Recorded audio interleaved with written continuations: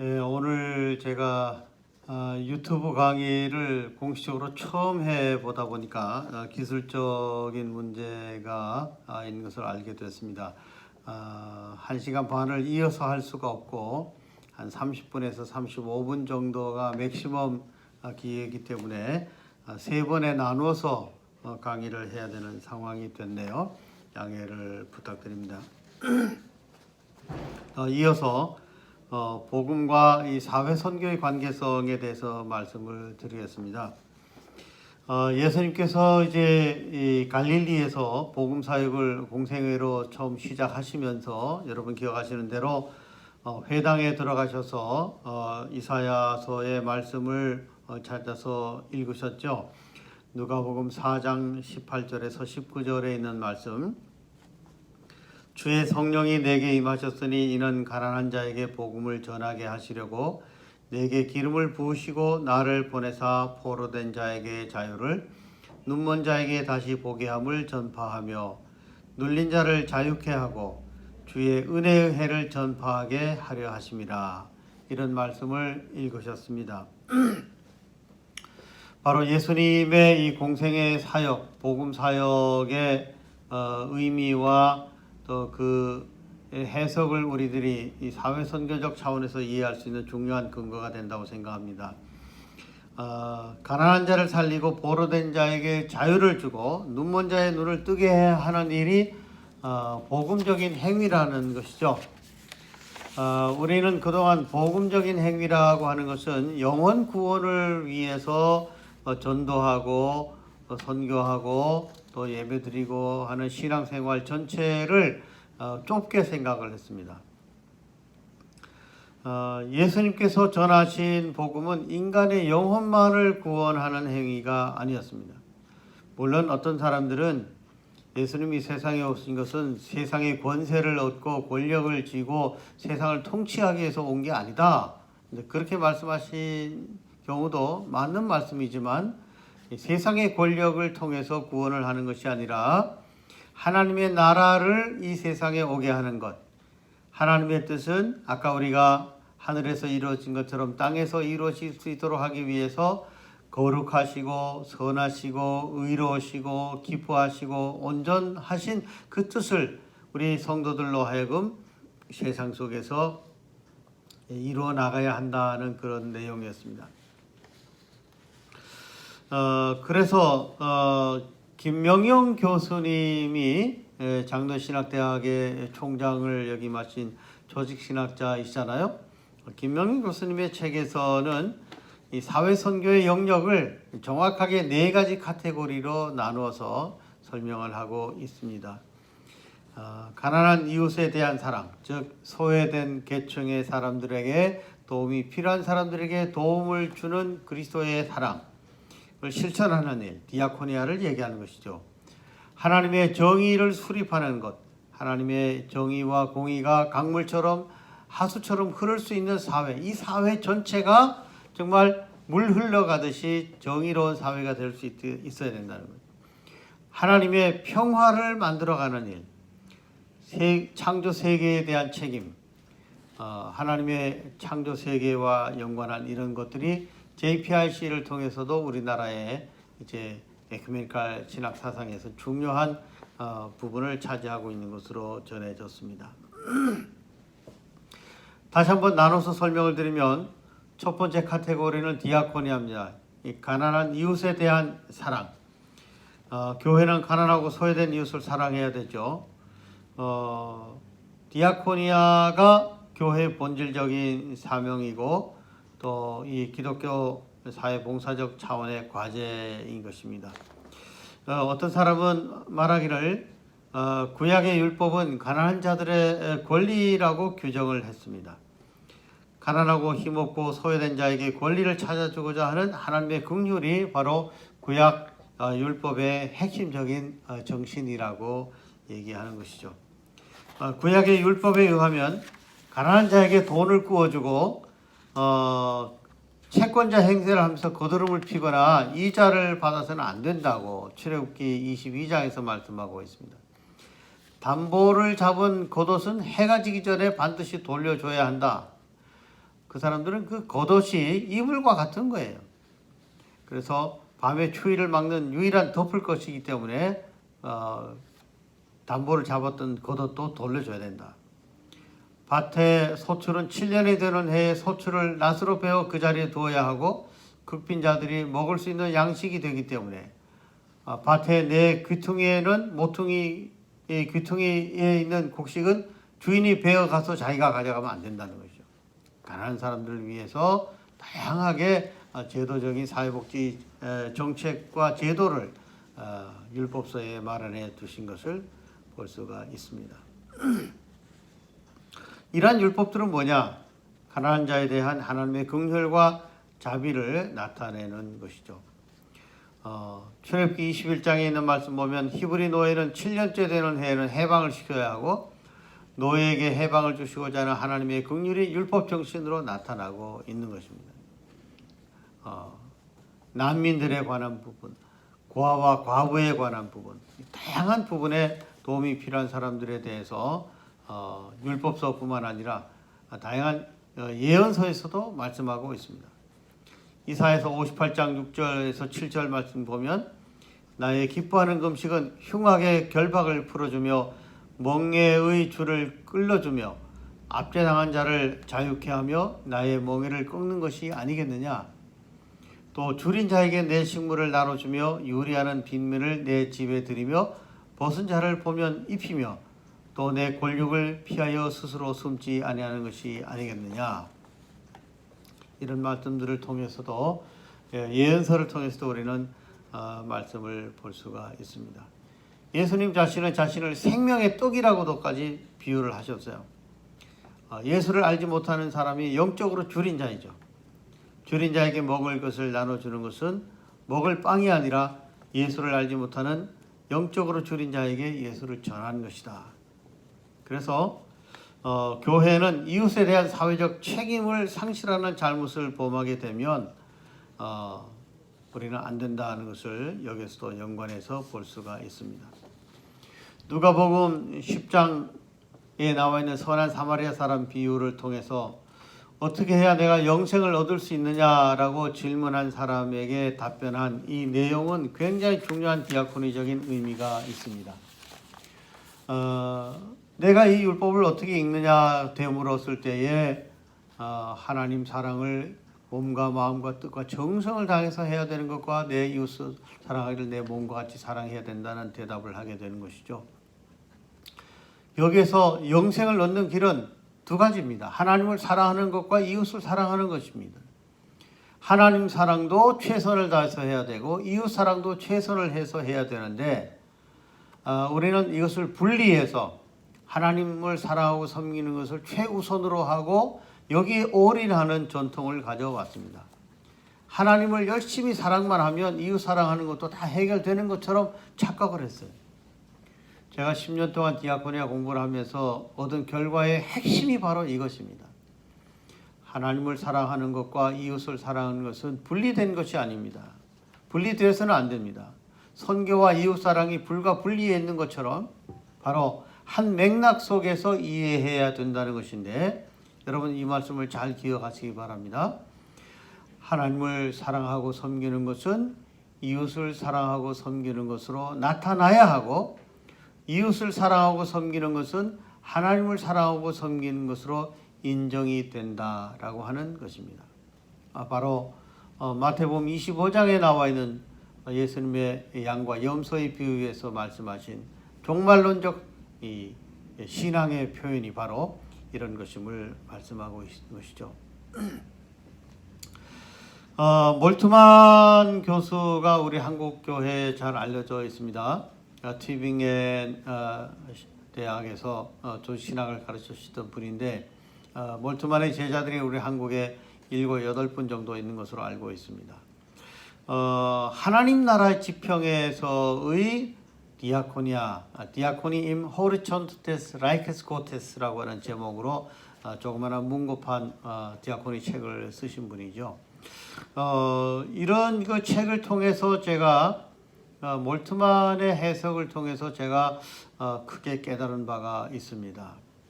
우리는 이웃을 사랑하기 위해서 자기 자신을 먼저 사랑할 수 있어야 한다는 얘기입니다. 이 자기 사랑이 이기적인 사랑을 얘기하는 것이 아니고 자기의 존재를 귀하게 여길 수 있는 자존감을 귀하게 여기는 것. 어떠한 형편과 조건을 가졌든지 간에 우리 모두가 다 하나님께서 사랑하시는 존재라는 것. 내 자신을 사랑하는 자기 사랑이 이웃 사랑의 측량과 능력이 된다는 것입니다. 반대로 우리가 나 자신의 존재를 미워하게 되면 자기 학대를 하게 되는데 자기 학대가 아주 심화되면 자살도 하게 되는 것이죠. 파괴적인 지옥의 고통 이런 것들이 자기 학대를 통해서 나타나는데 절대로 진정한 자기 사랑은 이기적인 생각을 하지 않게 되는 것입니다. 바로 이 선한 사마리아 사람의 비유를 통해서 우리가 이 세 사람 중에 누가 강도 만난 자의 이웃이 되겠느냐 했을 때에 자비를 베푼 사람이다. 이 자비를 베푼 사람처럼 너도 가서 이와 같이 하라. 예수님 말씀하셨어요. 즉 불쌍한 사람이 누구냐? 이웃의 객체를 따지는 이웃 사랑을 우리가 불쌍한 사람을 도와주는 것으로 이렇게 생각을 했는데 나는 이 도움이 필요한 사람에게 어떠한 도움을 필요로 하는 사람에게 어떤 이웃이 되어줘야 하느냐. 이것이 바로 디아코니아의 핵심입니다. 디아코니아는 이 선한 이웃의 주체성이 바로 내 자신이 되어야 한다는 것을 말씀하고 있는 것이죠. 조금 전에 말씀드린 것처럼 마태복음 25장 양과 염소의 비유에서 가난하고 병들고 소외되고 한 이런 그 이웃에 대한 예수님의 가르치심과 정신이 분명히 드러나 있는 것이죠. 줄인 자, 목마른 자, 나그네 든 자, 헐벗은 자, 병든 자, 옥에 갇힌 자 등으로 나타난 소외된 자들은 도움을 필요로 하는 사람들입니다. 바로 그 사람들에게 이 지극히 작은 자들에게 한 것이 곧 내게 한 것이다. 이 지극히 작은 자들에게 하지 않은 것이 내게 하지 않은 것이다. 그런 굉장히 중요한 종말론적인 신앙을 말씀해 주셨습니다. 예수님이 언젠가 최후의 심판날 이 세상에 오셔서 모든 사람들을 심판하실 때에 디아코니적인 삶을 살았느냐 아니냐로 심판의 유일한 근거가 된다는 것을 말씀하고 있는 것이죠. 정의운동 또한 우리가 사회선교서 교회가 실천해야 될 중요한 역할인데요. 한국교회는 다분히 사회정의를 실천하고 이루어 나가는 일은 세상적인 정치가 하는 일이라고 생각을 해서 세상적인 문제가 교회가 정치적으로 개입하는 것은 바람직하지 않은 것으로 잘못 오해를 했습니다. 과거 한국 교회사에 선교사들의 영향이었지만 정치적 중립 정책을 펼쳤던 것이 바로 그런 것인데요. 구약 성경에서나 신약에서나 말씀을 통해서 우리는 국가의 흥망성쇠를 결정하는 시금석이 바로 정의의 개념인데 정의를 버리는 국가, 정의를 실현하지 않는 국가는 하나님께서 인정하지 않습니다. 바로 모든 예언자들이 통치자들에게 향해서 사회 정의를 부르짖는 예언자적인 말씀을 많이 했고요. WCC를 통해서도 예언자적인 디아코니아, 프로페틱 디아코니아를 문서화하고 강조하고 있는 것도 볼 수가 있습니다. 오늘날 공공신학이라고 하는 신학이 중요시 여겨지고 있습니다. 공공신학과 공적신학 이런 개념 속에서 이 사회 문제에 대한 정의적인 차원에서 교회가 입장을 정리하고 또 그것을 세워가고 회복하고 치유하는 일에 중요한 사명을 가지고 있다라고 볼 수가 있습니다. 이 총회에서도 인권위원회가 있고 독도 영토 수호 대책위원회가 있고 오늘날은 독도 영토 및 동북아 평화위원회가 있고 사회문제 대책위원회가 있고 그래서 사회문제 대책 지침서도 썼고요. 경제위기 극복을 위한 신앙각서, 4대강 살리기 신앙각서, 이런 세월호와 연관한 성명서, 뭐 이런 것들, 동성애에 관한 성명서라든지 이런 등등의 많은 이 사회 문제에 대해서 사회 정의와 평화와 연관한 문서들과 총회장 담화문, 목회 서신, 성명서 뭐 이런 것들이 이제 나오는 것을 볼 수가 있습니다. 이 평화 문제와 연관해서 우리는 다 이 화해를 만들어 나가고 평화를 위해서 일해야 될 사명을 가진 사람들이라는 것을 깨닫게 되고, 하나님 통치의 결정적인 상징이 바로 평화라고 하는 것이죠. 하나님이 세상을 다스리시면 세상은 평화의 세계가 되는 것입니다. 그래서 총회에서도 갈등 해소를 위한 평화 만들기 지도자 워크숍 프로그램 같은 걸 해서 화해 중재자 역할을 할 수 있도록 하는 일들을 해본 적이 있습니다. 에베소서 2장에 있는 말씀, 그는 우리의 화평이시니라 둘로 하나를 만드사 중간에 막힌 담을 허시고 원수된 것 곧 의문에 속한 계명의 율법을 자기 육체로 폐하셨으니 이는 곧 이 둘로 자기의 안에서 한 세 사람을 지어 화평하게 하시고 또 십자가로 이 둘을 한 몸으로 하나님과 화목하게 하려 하심이라.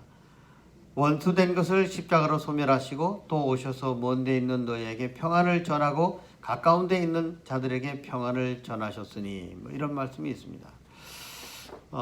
그래서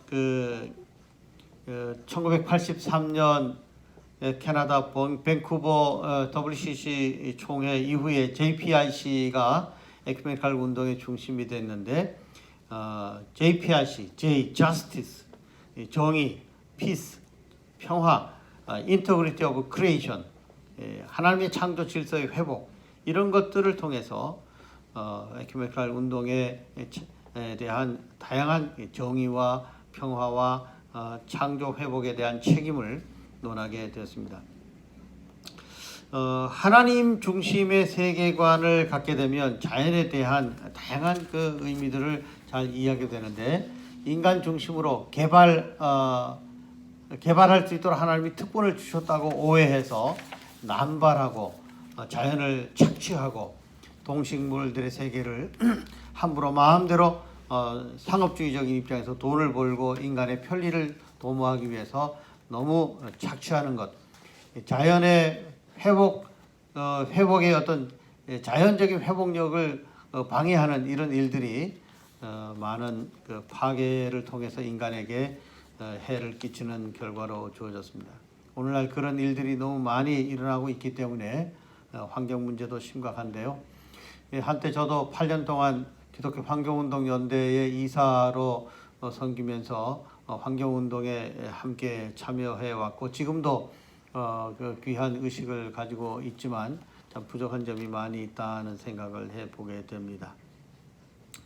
독일 교회 같은 경우에는 이 환경운동이 굉장히 활발하게 이루어지고 있고, 녹색당의 교회가 지원을 하거나 그리스도인들이 함께 참여하는 그런 일들도 볼 수가 있습니다. 이 사회 선교의 그 개념과 목표와 과제, 이런 것들을 좀 더 우리가 깊이 공부할 필요가 있는데, 이삼열 교수님이 쓰신 기독교와 사회 이념이라고 하는 이 책 속에 사회 선교의 개념과 목표와 과제를 상세하게 소개하고 있는 내용을 제가 조금 요약을 해놨습니다. 제가 상세한 설명은 드리지 않도록 하겠습니다. 제가 그 어린 청소년 시절에 제가 형님과 나이 차이가 12살이 나는데, 독일에 유학을 가셨던 이삼열 형님이 어느 날 칼바르트의 이야기를 엽서에 써서 보냈습니다. 한 손에 성경을, 한 손에 신문을. 저는 그 의미가 무엇인지도 모르고 어려서 그런 얘기를 들었는데, 그리스도인들은 이 신문을 통해서 사회의 흐름을 잘 파악해야 되고, 성경을 통해서 하나님의 뜻을 잘 이해해서 이 세상 속에서 살아가는 동안에 우리들이 하나님의 뜻을 잘 실천해 가야 된다라고 하는 내용을 저는 교훈으로 얻었다고 볼 수가 있습니다. 제가 장로신학대학에서 신대원 공부를 할 때 우리 선교학 교수로 우리를 가르치셨던 분이 서정훈 교수님이셨습니다. 나중에 총장이 되셨던 분이죠. 그분은 데이비드 보시라고 하는 선교학자의 이야기를 통해서 전도와 선교를 동일시 여기면서 사회봉사 디아코니아를 격화시키는 그런 그 사람들의 견해를 몇 가지로 소개했습니다. 18쪽에 있는 말씀인데요. 인간 영혼을 영원한 형벌에서부터 구원하는 것이 교회의 사역이기 때문에 교회가 그 외의 일에 개입하는 것은 교회의 본분을 저버리는 것이다. 이렇게 생각했다는 것이죠.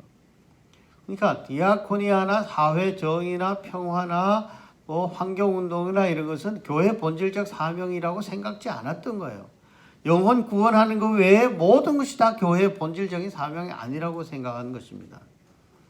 두 번째, 교회가 구제나 교육 등 선한 사업을 하는 것은 악은 아니나 악한 행위는 아니나 교회가 이 같은 일에 힘쓰는 과정에서 영혼 구원에 전력을 다하지 못하게 되기 때문에 사회봉사 활동을 하는 것을 권장하는 것은 바람직하지 않다. 권장할 만한 일이 아니다.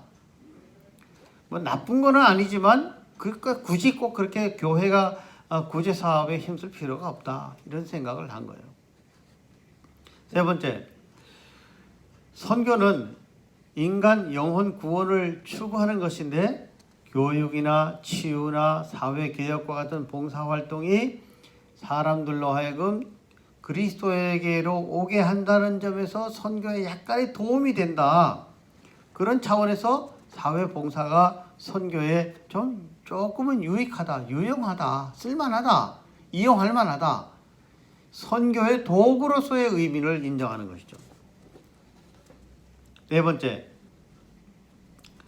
선교와 전도와 사회봉사는 교회 사역에 있어서 씨와 열매와 같은 그런 관계가 있다고 생각했습니다. 교회가 복음을 전파하여 사람들을 변화시키면 그들이 사회봉사에 동참하게 된다는 것이죠. 예수님도 사회 질서를 변화시키려고 세상에 온 것이 아니고 사회 변화는 그의 성육신의 부수적인 결과에 불과하다. 그러므로 교회가 전도하면 그 결과로 사회봉사라는 부수적인 결론을 얻게 된다고 데이비드 보시가 그렇게 얘기하고 있습니다. 이런 견해들은 주로 근본주의자들이나 보수적인 복음주의자들에 의해서 흔히 고수되어 온 내용인데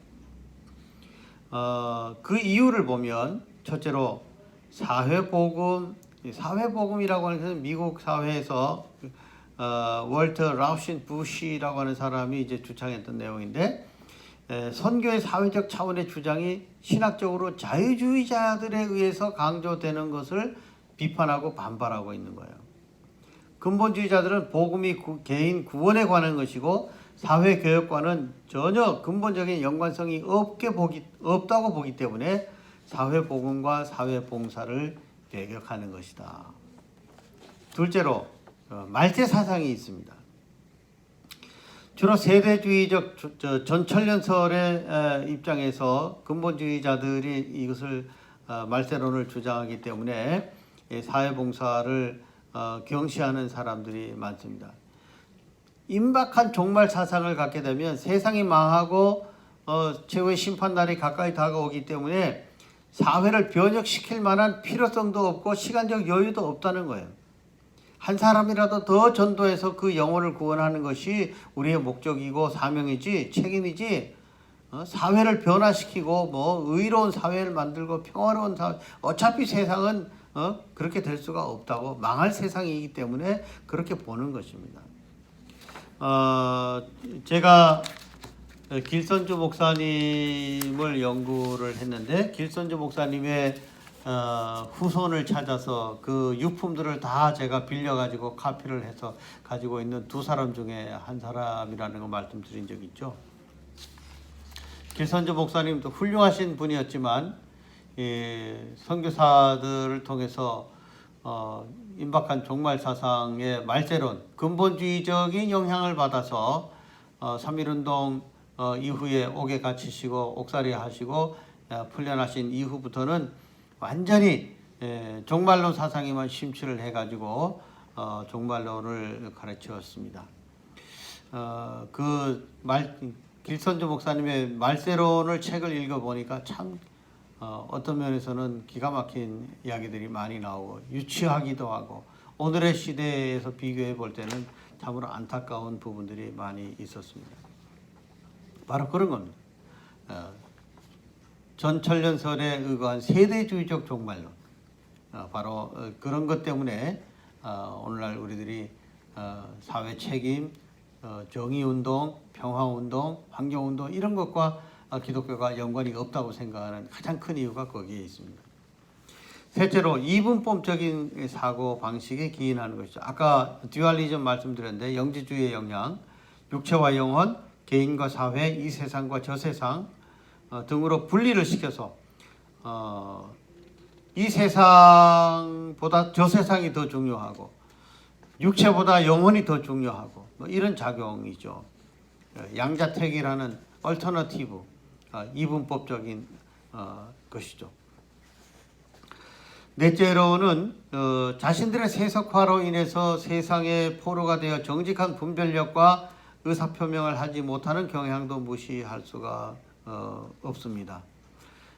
세상의 모든 것이 다 일시적이고 변화무쌍하며 중요하지 않다고 하면서도 세상의 일에서 손을 떼고 사는 것처럼 행세하는 복음주의자들 중에는 실제로 현존하는 세상의 체제나 사회 구조에 푹 빠져서 그것을 더 귀하게 여기는 사람들도 많습니다. 아주 모순적인 것이죠. 그래서 물질에 집착을 하고 출세와 명예에 집착을 하고 정치권에 손을 대기도 하는 그런 사람들도 볼 수가 있습니다. 과거 선교 단체나 선교회, 보수적인 이런 단체들과 지도자들도 각 나라에서 독재 정권을 지지하고 옹호하고 보호를 받으면서 선교하고 특권을 주창해 나가는 이런 부분들도 있었던 것을 볼 수가 있습니다. 마지막으로 다섯 번째는 교회가 다원화된 사회 속에서 발생하는 복잡한 문제들을 잘 이해하지 못하기 때문에 철저한 사회적 관심을 잘 갖지 못하고 있습니다. 특히 보수적인 교회일수록 교회 중심적인 성향이 강하기 때문에 세계 문제에 대한 알미 부족하고 관심이 부족해요. 최근에 성남에 있는 모 교회가 이 코로나19 사태와 연관해서 교회 성전에서 모여서 예배드리는 걸 고집하다가 그만 수많은 사람들이 코로나에 감염이 되고 세상으로부터 지탄을 받고 손가락질을 당하는 수모를 당하고 있는 것도 볼 수가 있습니다. 얼마나 이 세상 일에 우리가 잘 알아야 되고 흐름과 관심과 변화에 같이 적응을 해야 되느냐 하는 것도 볼 수가 있죠. 보수적 복음주의의 신앙 영향과 신학의 형성에 상당한 영향을 미쳤던 무디의 전도학교, 성경학교 유명하죠. 무디도 그 당시 알코올 중독자들이나 도시 빈민 문제나 비참한 형편에 대해서 언급은 했지만 주도적인 역할을 해서 해결하지도 못했고 구조적인 처방을 나타내지는 못했습니다. 오로지 회개하고 변화되고 그리스도인이 되면 하나님의 은혜 가운데 살면 사회 문제는 자연히 해결된다는 그런 소박한 신념을 가지고 있었습니다. 복음적인 입장은 중요하지만 너무 보수적인 복음주의, 근본주의에 모이게 되면 사회적 관심과 사회적 책임에 대한 감각이 부족하게 되는 것이죠. 그런 부분들을 우리가 반성을 하고 또 잘 경험을 하면서 좋은 그 생각들을 좀 가질 필요가 있다고 생각이 됩니다. 두 번째 강의는 여기까지 하고 정리를 하고 다시 마지막 세 번째 강의에서 마무리를 하도록 그렇게 하겠습니다.